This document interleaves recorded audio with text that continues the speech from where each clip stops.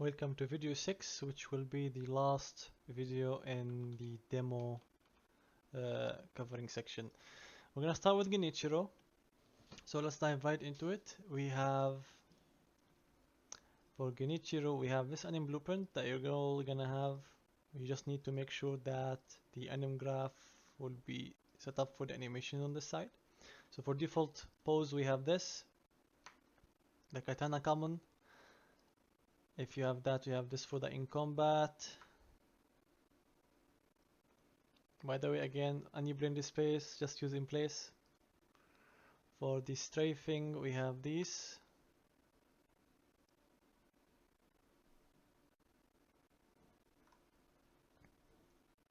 All the values are from within Ghost Samurai, so just take it from there. So that's it for the anim blueprint.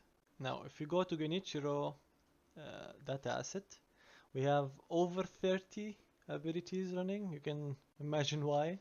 But we have 3 abilities that I did not include in the data asset, and I'm going to show them now. We have the Mikiri attack ability, which is under this folder. Every ability is under the enemy's ability for the AIs. There's also another folder which is the player abilities. That's different. So the enemies are in one place, the enemy stuff are in one place, and the player stuff are in another place. So here we have the attack counter animation, which is this one. And that's what the player will be doing. So make sure the animation is in here. If the player will be countering him, that's the animation that will play. So that's it for the Mikiri one. That charge attack finisher will be this. No block it trigger. So if you do try to attack him, no block it trigger will be active within this point. So he won't try to block you. Because you can see if you try to attack an Ichiro from within a distance, if you do focus a little, he will attempt to block you. So if you have this notify with this tag, he will not try to block you. So that's it for this one. For the charge attack ability, we have this. Simple, self-explanatory, there's nothing in it. And that covers the 3 that are not included here. So let me cover the animations we used here. So Genichiro first combo, first attack, you won't have the same name. Just use this one. This is just a slowdown. We have a try to perform here. Second attack, which is covered later on down here. So for the second animation, we have under this name. The third one will be this. And Genichiro close range second attack will be this. And the last one will be this one. For the third attack, we don't have anything on index 0. So if you have something, if this one ran, this one won't run. If you do notice at the end of this attack, I'm trying to perform the third one. But on this one, I'm not trying to perform a third one. So the combos will follow based on the way you're setting up your abilities. So this one is for the third. For the equip, obvious, very obvious. The normal deflected would be these. You'll find these from Ghost Samurai, so you have them. This will trigger retaliation or reposition. Same thing on the other side. No, I think that's the same animation. Oh yeah. We have normal deflectability. These are all custom made, but they all have the ability to retaliate or reposition. The clash, which is something I explained. These are the animations. The blocking ability will be this, when he tries to block you. The normal block hit would be these, all custom made. The normal clash, which is not something we used in the demo, but it's still there. The reposition ability would be the one where he jumps backward. And there's lots of tries in here.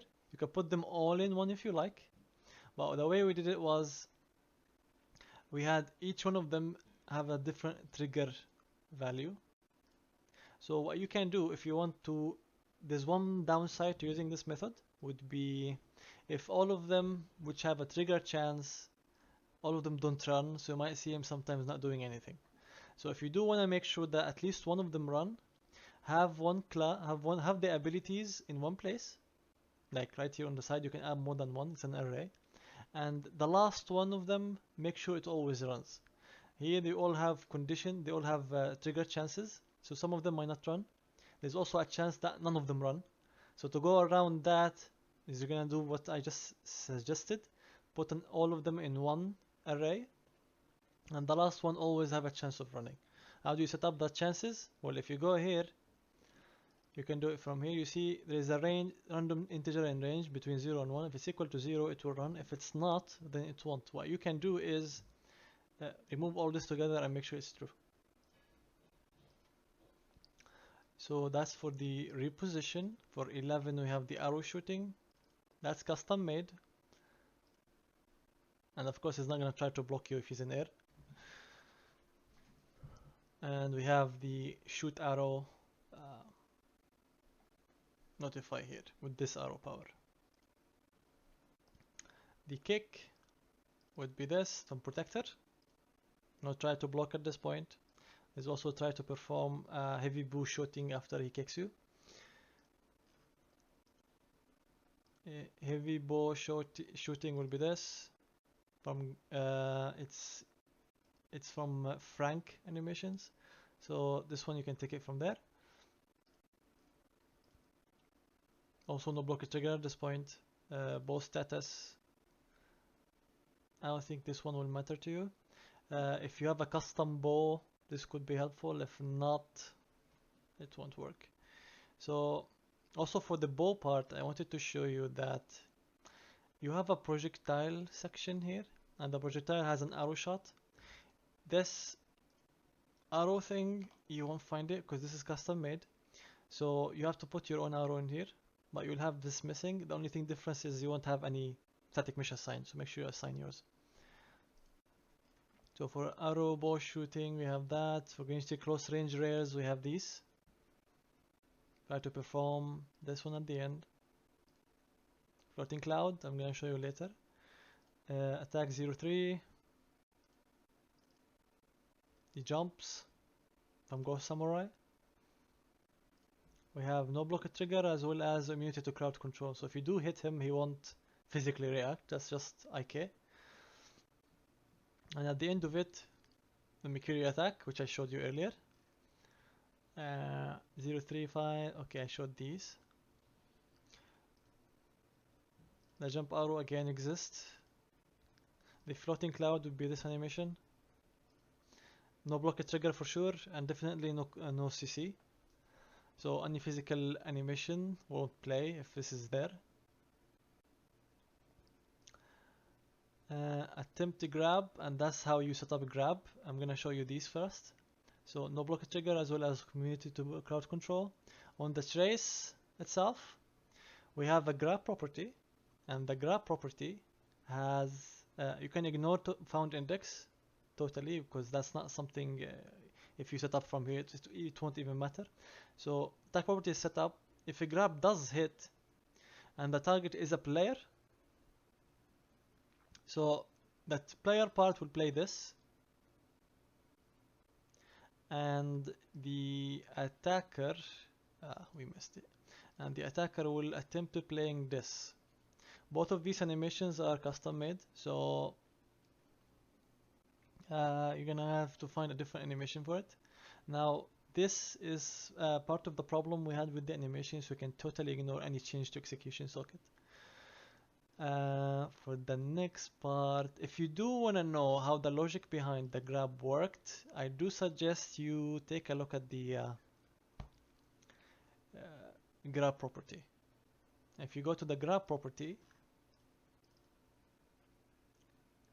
grab properties, attack properties, you have a grab here somewhere, yeah, and it's going to be used in enemy grab ability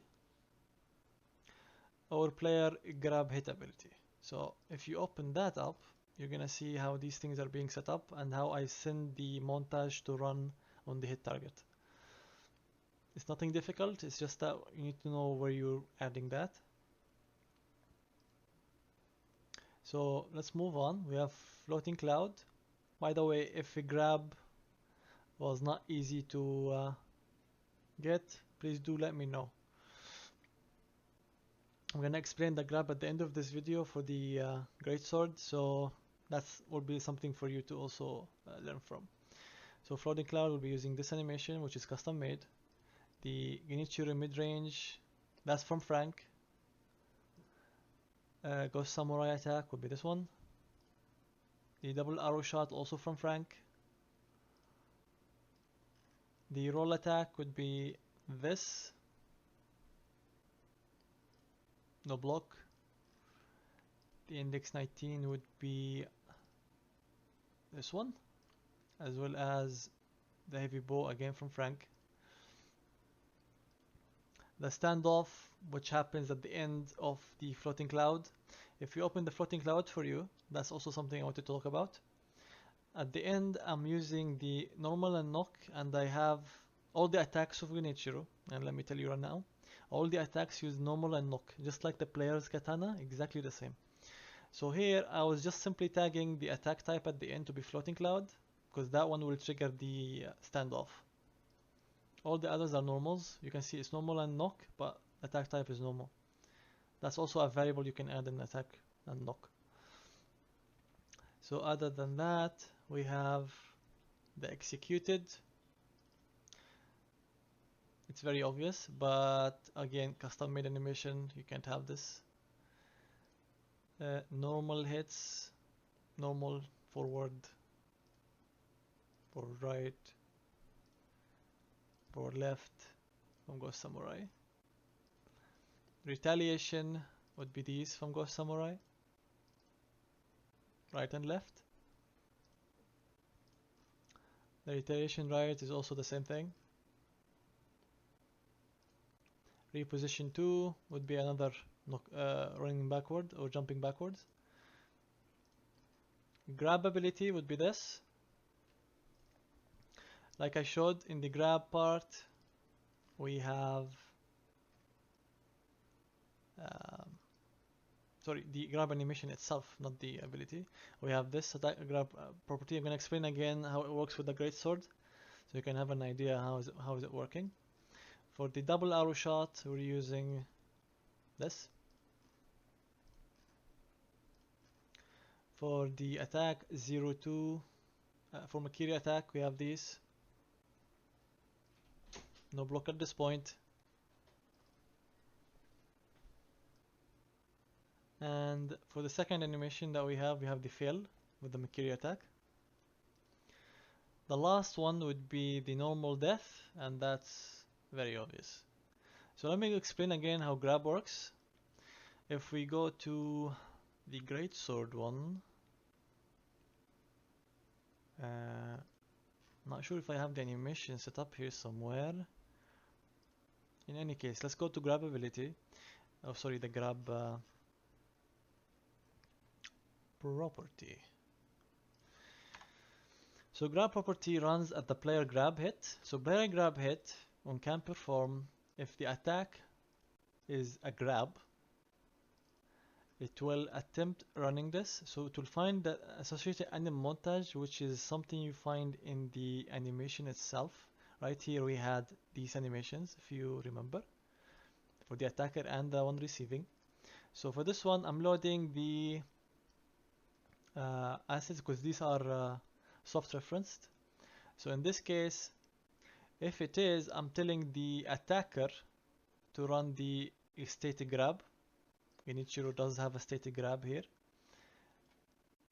This one, which will in return fire the, again, if a state runs, it will attempt to fire its own ability. If the ability runs, it will get its what do you call it? The grab property has the animation set up, just like the player receiving it. I'm loading the anim montage from the property that I fired. So in the one I fired here, in this case I mean Genichiro's property. You can see I'm taking the master enemy, which is an enemy, taking its combat and the attack property that it has.